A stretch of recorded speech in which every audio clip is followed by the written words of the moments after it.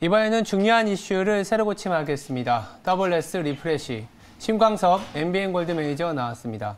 안녕하세요. 네, 안녕하세요. 신선입니다. 네, 항상 시장은 우리보다 한 발 앞서 나가는 것 같아요. 네. 지금 러시아라든지 긴축 문제들이 아무것도 해결된 건 없지만 또 되려 주가는 또 이 아픔을 딛고 우려를 딛고 상승을 하고 있습니다. 국내 시장 이번 주 내내 어떻게 보면 반등에 성공하고 있는데 포인트 한번 짚어주세요. 일단 악재가 무뎌지고 있다라고 네. 좀 보고 있고요. 만약에 뭐 그런 일이 발생하면 안 되겠지만 오늘도 2차 협상 좀 들어갔다는 얘기가 나오고 있지 않습니까? 맞아요. 러시아가 만일 우크라이나 키예프를 점령했다는 소식이 나오더라도 뭐 그렇게 크게 우리나라 증시가 반응을 할 것 같지가 않다.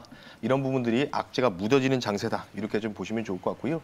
오늘 같은 경우에는 이제 기대감들이 반영되고 있습니다. 오늘 이제 발표가 됐죠. 확정이 됐습니다. 바로 러시아가 또 마찬가지로 MSCI에 편입이 되어 있는데 여기에서 제외됨으로써 예. 뭐 이거는 많이 이제 경제 채널을 통해서 많이 접하셨을 겁니다. 어느 예. 정도 비율이 우리나라 쪽 수급이 몰릴지 대략적으로 지금 한 2조 넘게 지금 우리나라 쪽으로 이제 유입이 될 수 있다는 기대감들이 반영이 되면서 오랜만에 이제 기관하고 외국인들이 골고루 특히 코스피 많이 낙폭이 좀 많이 했었죠. 지수 자체가 사실은 뭐 최근 3개월 동안에 3,000에서부터 2,600까지 깨지는 모습이 보였기 때문에 관련된 부분에서 과대 낙폭 대형주 위주로 조금은 이제 매수세가 몰리고 있다. 그래서 오늘은 사실 지수를 딱 돌아봤을 때 지금 최근에 주도했던 섹터가 어찌 보면 이제 에너지의 순환매 장세지 않았습니까? 한 달 그렇죠. 동안이. 이 에너지 순환매 장세가 조금은 쉬어가는 듯한 모습들이 좀 보이고 있고 그 와중에서 대형주들이 반발 매수세가 좀 들어오고 있다. 결국은 MSCI 편입에 대한 이 자금들이 좀 들어올 수 있다는 기대감들이 선반영되면서 오늘 특히 코스피를 좀 아름답게 만들고 있다라고 좀 말씀을 드려보겠습니다. 러시아 문제가 뭐 처음에는 우려만 있는 줄 알았는데 네. 최근에 이제 에너지 투자가 확대될 수 있다는 쪽에서 먼저 좀 주가가 움직였고 또 오늘 같은 경우에는 러시아 자체가 MSCI 이머징 지수에서 퇴출되니까 어쨌든 한국만 있는 건 아니지만 한국이 거기서 MSCI에서 12% 정도 차지하기 4위 때문에 정도 되는 걸로 알고 그렇죠. 있습니다. 꽤 큰 비중을 차지하고 있기 때문에 인덱스 펀드나 패시브 쪽에서는 무조건 편입을 해야 되지 않습니까? 그렇죠. 네. 3월 9일로 예정이 되어 있기 때문에 그 전에 사실 선물 시장을 통해서 미리 그러니까 러시아를 안 팔아도 미리 채워놓을 수가 있거든요. 그렇죠. 그래서 우리나라 시장에서 선물이 좀 더 많이 유입이 되는 거 아닌가라는 생각도 좀 들어봅니다. 네, 투자 식스팩을 담당했던 강성화 아나운서 합류했습니다. 네, 안녕하세요. 안녕하십니까? 안녕하세요. 네. 와, 이렇게 참 시장이 어제 저희가 이제 섹터 컨디션에서도 몇 가지 이벤트들을 막 고민했었거든요. 정말 한 치 앞도 알 수가 없겠다라는 이런 시장인데 주식은, 시장은, 그리고 뭐랄까, 사람이라 할까, 생활은 어떻게든 좋은 방향으로 해결에 대한 방향으로 나아가는 거 아닌가 이런 생각도 들고요. 그러다 보니까 첫 번째 새로 고침은 이 컨셉을 소외주로까지 얘기할 수 있는 시장이 왔다라는 것도 그쵸. 사실 미래차 저희가 오늘 얘기해 볼 만한 것들이 NFT, 게임, 바이오 이런 업종들인데 사실 6개월 전만 하더라도 불과 3개월 전만 하더라도 시장에서 주도주였거든요. 날씨 그렇죠. 따라가는 것 같아요. 날씨요? 날씨가 좀 풀리니까 이 친구들도 요새 좋은 흐름 보여주고 있고 추웠을 때는 움츠려 있다가 강성호 아나운서의 날씨 투자법인가요? 아니요. 오늘 지금 생각났습니다. 그냥.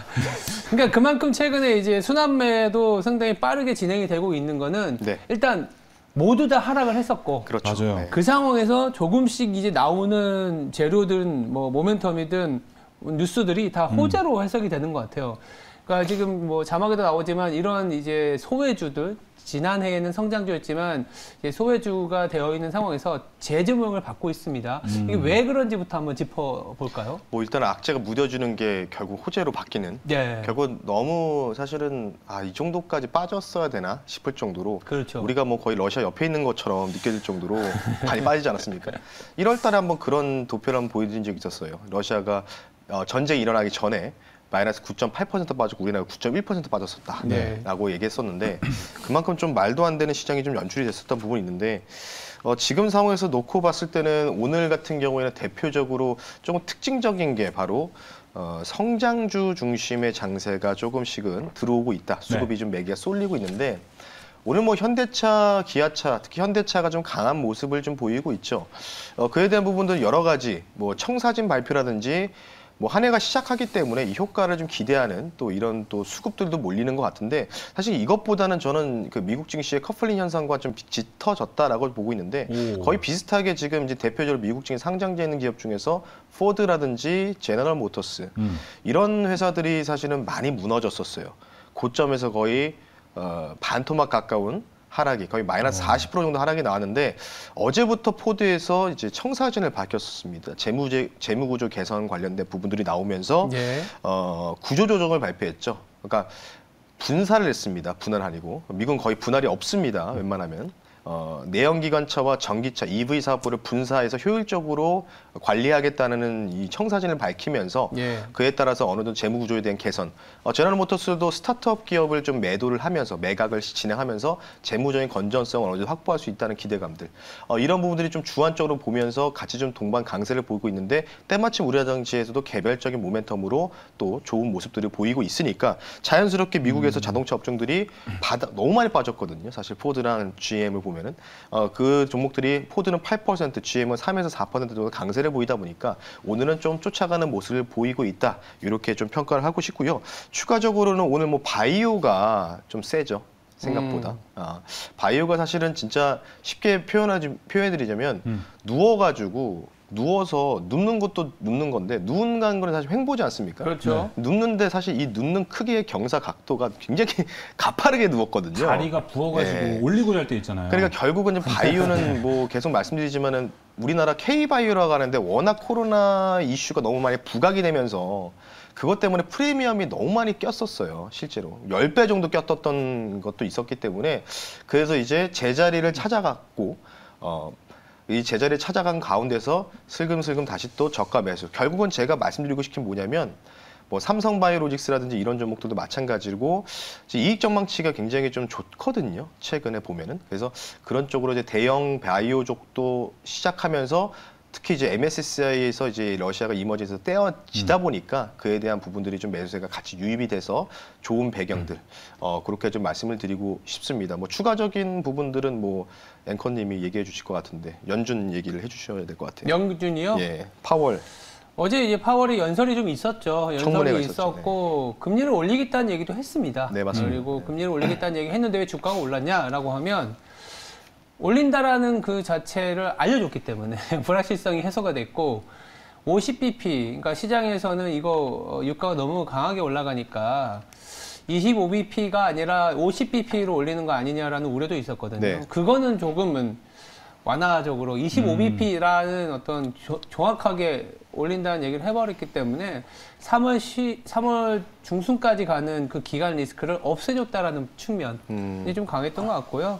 자산 축소와 관련해서도 시장이 예상한 것보다는 조금은 완화된 스탠스를 보여줬기 때문에 이랬을 때는 이제 성장주한테는 나쁘지 않은 그림이 오지 않겠냐. 이런 게 이제 매크로적인 측면에서는 오늘 우리 시장에도 같이 영향을 주고 있다라고 저는 말씀드릴 수 있을 것 같습니다. 신광선 매니저님 요새 제 멘트 잘 안 받아주시네요? 아까 너무 힘들어서 다리를 올리고 잔다고. 아 그래요? 네, 아까 누워 있다고 했을 때 분명 들으셨을 것 같은데. 진짜 못 들었습니다. 아 그래요? 분명 들으신 것 같은데. 제 설명하느라고 순간적으로. 알겠습니다. 이번 질문은 다음 드립은 제가 받아주세요. 받겠습니다. 예, 알겠습니다. 드립 말고 질문을 드릴게요. 아 그렇구나. 지금 성장주 움직이고 있는데 네, 반대로 그렇죠. 지정학적 리스크랑 관련돼서 올라온 뭐 전쟁 수혜자라 말하기도 되게 좀 그렇죠. 그래요. 근데 그랬던 종목들이 오늘 또 빠지는데 이 두 섹터 간의 시속 게임이 생길까요 앞으로? 시속 게임이라고 하면은 그러니까 에너지를 좀 주안으로 말씀드리면 에너지 입장에서 기분 나쁘죠. 아 그래요? 기분이 나쁠 정도예요? 당연하죠. 왜죠? 저는 올해 최소한의 상반기 주도 섹터는 에너지밖에 없다고 보고 있습니다. 에너지밖에 없다고. 여기서 말하는 에너지는 화석 에너지, 신재생 에너지 다 답니다. 합쳐서? 예, 답니다. 왜냐하면 오늘 또 그에 대한 불을 또 지폈던 게 원전이었죠. 오늘 아침에 깜짝 뉴스가 나오지 않았습니까? 바로 야권 후보의 단일화가 나왔고 아마 안 후보 이분이 내각에 참여한다는 또 이런 또 뉘앙스도 풍겼거든요. 그런가요? 그러면 당연히 그쪽에 대한 정책적인 부분에서 어느 정도 모멘텀이 좀 확고해졌다. 그럼 이제 슬금슬금 이제 대선이 사실은 이제 딱 5일 남은 걸로 알고 있습니다. 딱 5일 남았습니다. 만으로.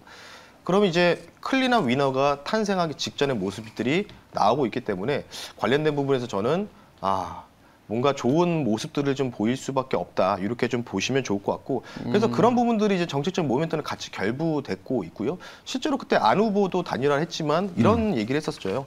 원전 없이는 탄소 중립은 없다. 이런 식으로 허구다. 이런 식으로 좀 강력하게 네, 표현을 했기 얘기를 때문에 했었죠. 그런 부분을 좀 있어서는 저는 불을 좀 지폈던 원인이 있다. 이렇게 좀 말씀드리고 싶고 저는 조금 걱정되는 부분들이 에너지밖에 없다고 답을 내렸던 게 어제 파월 연준 의장의 청문회 제가 직접 보진 못했지만 요약본을 보니까 이런 생각이 들었었습니다. 어떤 생각이냐면 또 파월 연중 이분이 인플레를 간과하고 계시는구나. 이게 쉽게 볼 문제가 아닌데 어쨌든 5, 6월 정도 안으로는 이제 확실하게 뭔가 증시 자체가 안정화로 돌아서길 때는 이제 마지막 남은 건 하나밖에 없는 것 같아요. QT 스케줄표가 확실히 나오느냐 상반기 안으로.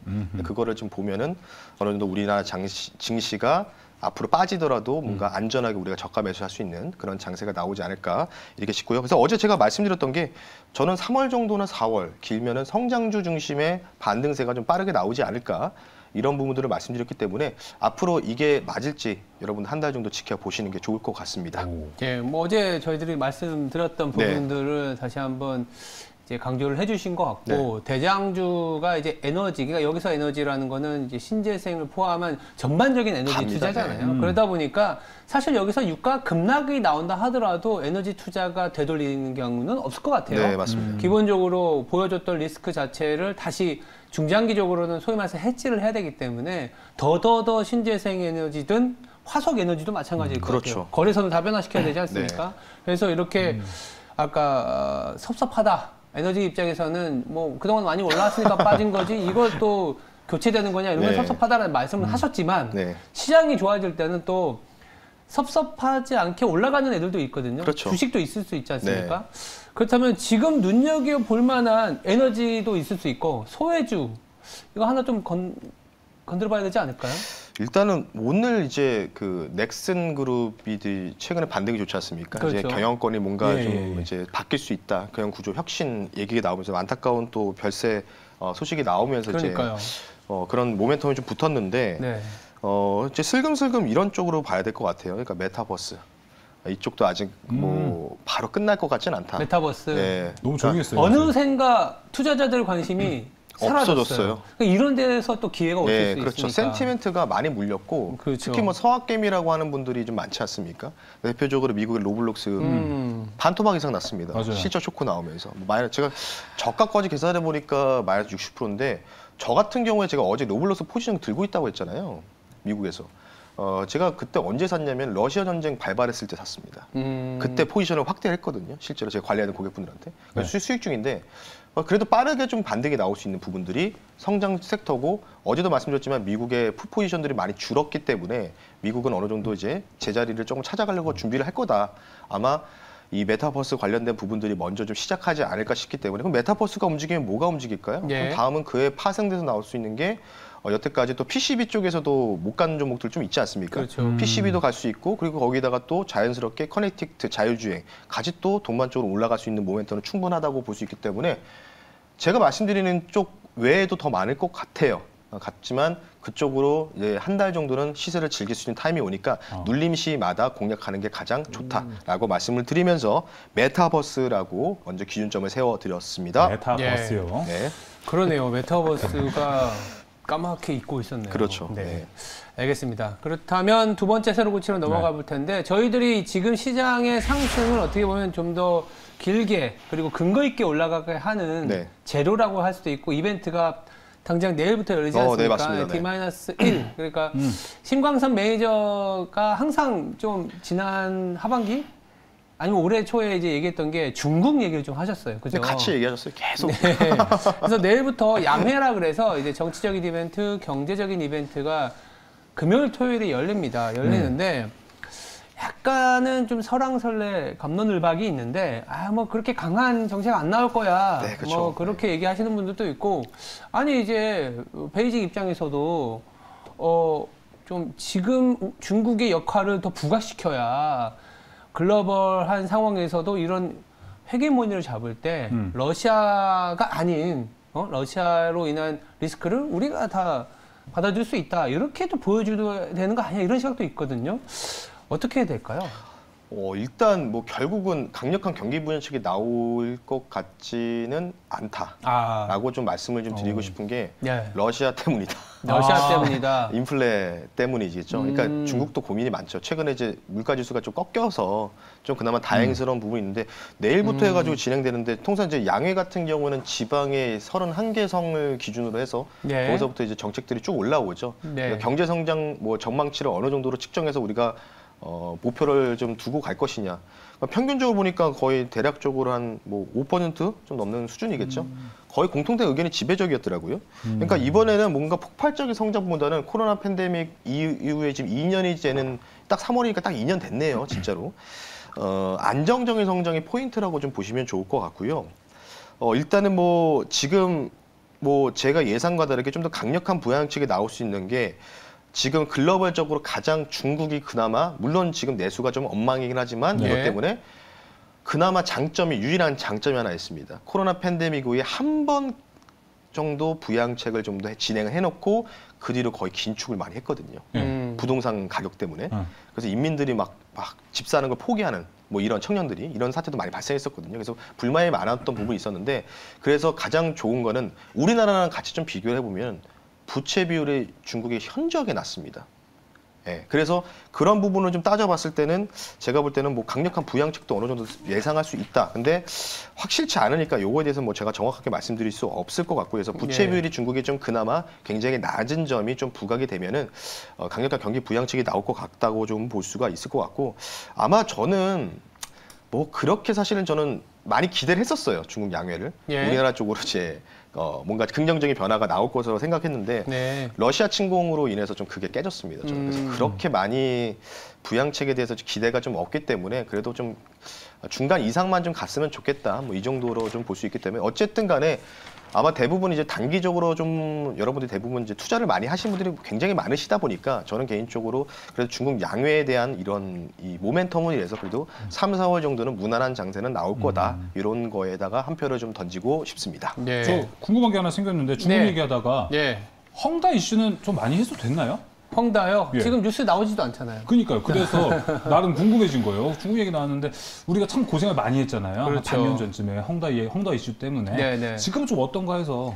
그러니까 헝다 이슈가 묻혔다라는 건 뭐냐면 롤오버라고 하죠. 자금의 어떤 그 차환 발행이 그나마 잘 되고 있다. 내지는 헝다가 갖고 있었던 자산들이 이제 부실화되는 부분들도 어느 정도 시장에서는 프라이싱 했다라고도 볼 수 있고 중국 입장에서는 부동산에 대한 경기 부양을 강하게 가기에는 아직은 좀 조심스러울 수는 있어요. 여기 말씀하신 게 이제 그런 전반적인 이제 대규모 정책이 나오기에는 물가 부분을 얘기하셨던 것도 물가가 잡혀야 부동산 경기를 좀 더 할 텐데 이거 안 되는 거 아니냐 이런 생각도 있는데 다만 이제 중국 같은 경우에는 뭐 아까 말씀하신 것처럼 부채에 대해서 말씀을 드리면 여전히 높은 수준은 많은데 정부 부채가 굉장히 낮고 그리고 민간의 부채가 2016년부터 지속적으로 부채를 잘 관리했기 때문에 지금의 어떤 그 이자 비용을 충분히 감내하고 있는 것으로 판단이 되고 있습니다. 그래서 중국에 대한 기대를 갖고 가는 시점이다 정도로 보고 있는 거고요. 그러면 이제 헝다라든지 물가를 고민했을 때 그래도 정책을 내놓긴 할 것 같거든요. 그러니까 들리는 소문에 의하면 어제 이제 해외 쪽 언론에서 나온 건 이 제로 코로나 정책을 폐기할 수 있다, 폐기하겠다라는 얘기가 나오더라고요. 그거는 이제 리오프닝을 강하게 이제 제시한다라고 볼 수 있는데 그렇게 보면 우리도 리오프닝 하면은 이제 소비재들 많이 사지 않습니까? 중국 관련해서 소비재 아니면 중국의 어떤 그 제로 코로나 정책의 폐기로 인한 리오프닝으로 인한 우리나라의 수혜가 좀 있을 수 있을까? 이것도 좀 고민이에요. 일단 뭐 중국의 지금 이제 베이징 올림픽이 20일 로 종료되지 않았습니까? 물론 이제 패럴림픽 관련된 부분이 있겠지만은 그나마 이전보다 이제 중국 시안 같은 경우에는 지금 조금은 완화됐다고 합니다. 이전에 한번 중국 그 동계올림픽 할 때는 폐쇄시켜버렸죠. 그냥 완전히 폐쇄시켜버리고 검사 끝날 때까지 대기해야 된다는데 그런 건 없고 이제는 없고 어느 정도 우리나라 비슷한 이제 거리두기 정책 같은 게 비슷한 게 있다고 하고 있습니다. 현지인들 말로는. 근데 어느 정도 이제 패럴림픽까지 이제 종료가 되는 시점이 이제 다가오기 시작하고 있기 때문에 아마도 이제 제로 코로나 정책이 지금 시행될 가능성은 당연히 높다. 이렇게 좀 볼 수가 있을 것 같고요. 관련된 부분들에서 중국 양회에서 나올 내용들이 굉장히 많습니다. 뭐 방역, 경제 성장 아까 말씀드렸던 그런 부분들도 있었고, 뭐 지방 정부에서 어떤 식으로 탄소 중립하느냐, 그리고 가장 핵심은 사실 중국 양회에서는 이제 공동부유죠. 공동부유. 요게 이제 사실은 요거는 좀 어려운 얘기라서 조금 요거는 생략을 하겠고요. 어쨌든 제로 코로나 관련된 부분도 여러 가지가 있겠지만 어느 정도 저는 중국 양해 이후로는 어느 정도 좀 대폭적으로 완화될 수 있는 제스처는 저는 충분하다.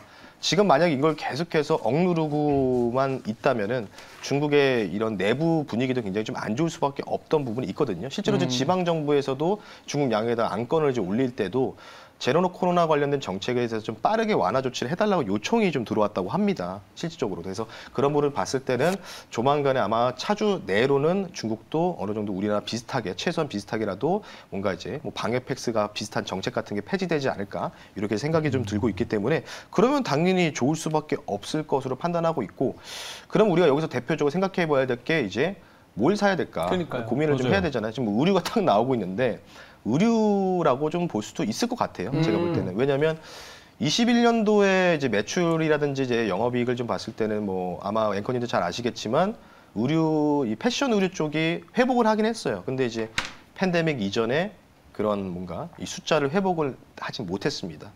그러니까 우리가 이제 어느 정도 미래지향적으로 다가왔을 때 아 이게 정말 푼토병으로 가고 괜히 계절성 독감으로 간다고 했을 때는 그럼 뭔가 이쪽으로 특히 중국에서 보복 수업이 사실 덜 나온 감은 없지 않아 좀 있거든요. 그러면 당연히 중국과의 그런 매출 연동 관계로 따져봤을 때는 패션 의류 쪽도 코로나 팬데믹 이전에 매출 수준 그 회복 이전까지 그 주가까지는 그래 최소한 회복을 해야 되지 않을까 이런 좀 생각이 들고 있기 때문에 그런 부분도 좀 참고로 말씀 한번 드려봤습니다. 지난주에 흐름 좋았던 화장품은 어떻게 보세요? 화장품도 같은 계열로 볼 수 있지 않을까요? 화장품은 제가 볼 때는 고점을 넘어가기는 좀 부담스러울 것 같습니다. 왜냐하면은 그러니까 화장품을 봤을 때가 화장품이 예전에 이제 사드 배치 전에가 굉장히 화랑이지 않았습니까? 그렇죠.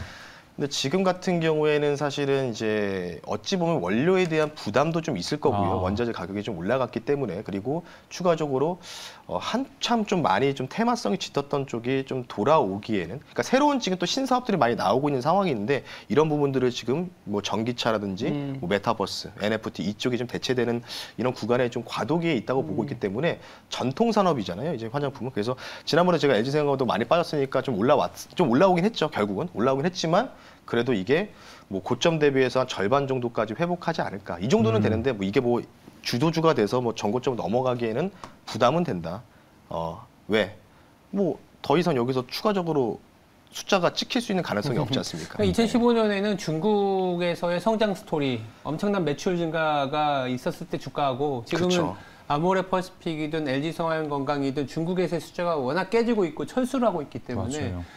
그 대신 근데 주가는 또 많이 반영을 했기 때문에 맞아요. 물론 이제 전고점을 가지면 좋겠지만 지금부터는 기회의 영역으로 저희들이 봐야 되는 부분이지 않겠냐. 네. 그러니까 어떻게 보면 지금 중국에서 나오는 정책들도 최근 글로벌한 정책하고 비슷한 것 같아요. 리오프닝. 네, 맞습니다. 다시 좀 일상으로의 복귀.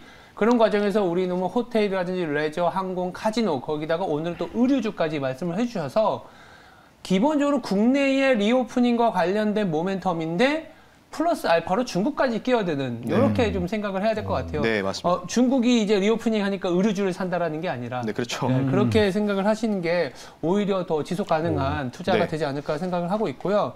그렇다면 이제 당장 내일부터 이제 중국과 관련된 뉴스들이 엄청 나올 것 같아요. 네. 그러면 우리가 이제 직접적으로 의류주도 괜찮아 보입니다라는 말씀을 하셨지만 또 한편으로는 최근에 선순환도 되고 순환매가 되다 보니까 중국과 관련된 내용이 오면 되려 이쪽이 더 부각이 될 수 있는 거 아니야? 라는 쪽도 있을 것 같아요. 결국 이제 인프라잖아요. 인프라. 인프라, SOC 인프라인데 뭐 디지털 경제 하려고 해도 결국은 그 스마트 도시 만들 때도 인프라가 필요하지 않습니까? 그렇죠. 그럼 가장 필요한 거는 딱 하나밖에 없죠. 뭐 에너지죠, 에너지. 에너지. 그래서 에너지입니다. 기승전결이 네, 에너지입니다. 에너지입니다. 저는 올해를 길면은 올해 하반기까지 에너지 주도 네. 장세라고 보고 있고 이거를 기본적으로 깔고 가시면 되는데 CBDC라든지 이런 거 많이 하지 않습니까? 어제도 시범 운영한다고 하지 않았습니까? 맞아요. 근데 작년에 그 여러 가지 얘기가 나서 작년에 이제 뭐 우한 쪽인가요? 한번 그 홍수가 좀 많이 나지 않았습니까? 그때 전자결제 시스템 다 조치 안 된 거 아시죠? 몰라였어요. 네, 모르셨죠. 네. 네. 그때 이제 뭔가 뭐 예를 들어서 뭐 알리페이나 이런 게 작동을 다 안 했어요. 왜냐면 전력 공급이 안 되니까. 그러니까 그런 걸 봤을 전력 때 인프라 말씀하시는 그렇죠. 건가요? 그쪽도 포함되는 거죠. 근데 사실 우리나라 쪽에서 양회 관련주의 수혜를 보기보다는 저는 없다고 보고 있어요. 실질적으로 저는. 개인적으로. 중국은 자체적인 전력 인프라, 네. 통신 인프라, 뭐 네. 5G, 뭐 신형 인프라 뭐 이런 거 얘기하는데 그쪽 해당 국적을 갖고 있는 종목들은 대부분 그쪽 상하이나 홍콩에 다 상장이 돼 있거든요. 그렇죠. 그래서 지난번에 말씀드렸던 중국 건설 국제가 탑입니다. 홍콩증이 상장되는 게 그쪽을 좀 보는 게 낫고 우리나라 굳이 따지면은 뭐 포크레인 관련된 부분이겠죠. 현대건설기계 정도. 뭐 이제 뭔가 이제 건설기계 쪽에서 매출에 대한 부분들이 있겠지 않습니까? 중국 매출 좀 증진되고 있으니까 뭐 그 정도밖에 없다라고 좀 볼 수 있기 때문에. 뭐 리오프닝 말고는 이제 SOC 인프라 쪽은 이쪽밖에 없다라고 죄송하지만 이 정도로만 말씀 한번 드려보겠습니다. 알겠습니다. 네, 잘 들어봤고요. 자, 신광선 매니저님 PT도 오늘 또 준비하셨다고 하는데 네. PT도 한번 받아보겠습니다. 오늘 좀 빠르게 좀 말씀을 드릴게요. 시간 관계상. 네. 제가 원래는 이제 이거 말고도 지금 중국 양회 관련된 부분에서 뭐 안건들이나 이런 거 이제 후보들을 보니까 지금 이제 산하 제한책이 이제 폐지되지 않았습니까? 네. 폐지됐잖아요. 어느 정도 완화됐기 때문에 관련된 부분에서 지금 나아진 기미가 전혀 안 보인다고 합니다. 그래서 2050년까지 고령화라든 저출산 문제가 굉장히 심각하죠. 많이 심각해서 중국도 네. 그게 고민이 우리나라도 마찬가지로 고민이기 때문에 네. 관련된 부분에서 이제 그에 관련된 코멘트가 좀 나오지 않을까. 이제 완화보다는 좀 더 진짜로 인프라 투자 관련된 부분이 나오겠죠. 뭔가 진짜 지원이 나오지 않을까 싶기 때문에 유아용품 관련주를 좀 들고 나왔습니다. 종목명은요 귀여워요. 이 종목 다 아실 겁니다. 아가방 컴퍼니라는 종목을 4,100원 실시간으로 편입하겠습니다. 오늘의 PT 종목 아가방 컴퍼니입니다. 네, 오늘 좀 귀여운 종목 갖고 나왔고요. 이 회사 같은 경우에는 앞에 뭐 사명이 다 노출되어 있습니다. 유아용 의료용품 판매 제조하고 있고요. 중국 매출 한 30% 정도 나온다라고 보시면 좋을 것 같고 내일부터 있을 중국 양해에서의 출상 장려 정책, 산하 제한 관련된 부분들이 풀리긴 했지만 아직적으로는 조금은 부족한 감이 없지 않아 있기 때문에 지방점에서 고민이 많고 있습니다. 관련된 부분들 참고를 하시면 좋을 것 같기 때문에 관련된 부분에서 이 종목은 중국 양회 끝날 때까지 단기성 이벤트로 전략으로 간다라고 좀 말씀드리고 싶기 때문에 말씀드리고요. 가격 전략 빠르게 말씀드릴게요.